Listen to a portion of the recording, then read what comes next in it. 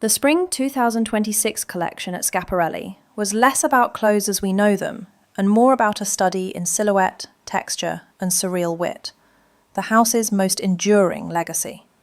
It began with an opening pair of neatly tailored skirt suits, seemingly classic at first glance, until you noticed that the padding, those secret architectures of power dressing, had been excised from inside the shoulders and hips and placed eccentrically on the outside. The effect was witty, sculptural, and just a little unsettling, like Schiaparelli herself intended when she toyed with the rules of elegance in the 1930s. From there, Daniel Rosebery pushed into a softer, stranger territory. Clingy, ribbed knit sweaters, made sensual by their fit, bloomed into extroverted ruffles at the collars, cuffs, and peplums. These weren't just flourishes, they were explosions, gestures that turned everyday staples into something more operatic.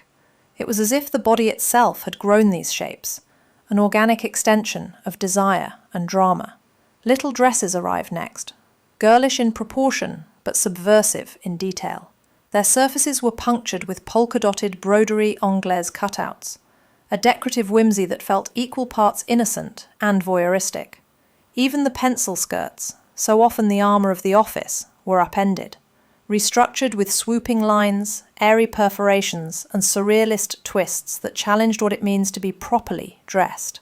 Throughout, the collection balanced discipline with eccentricity. The tailoring was razor-sharp, but the details were mischievous, tugging at the seams of convention. Rosebery seemed to be asking, what happens when the codes of sophistication are peeled back, inside out, and made visible?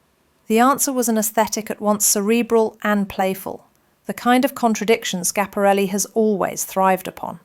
Accessories, of course, played their own starring role. Sculptural bijoux, oversized gilt cuffs, brooches shaped like eyes and lips, seemed plucked from a dreamscape. Paired with the clothes' eccentric volumes, they reminded us that at this house, fashion is never just about beauty, but about provocation, wit, and a touch of surreal theatre. In the end, Schiaparelli's Spring 2026 ready-to-wear was not a wardrobe in the traditional sense. It was a proposal, an experiment in rethinking structure and surface.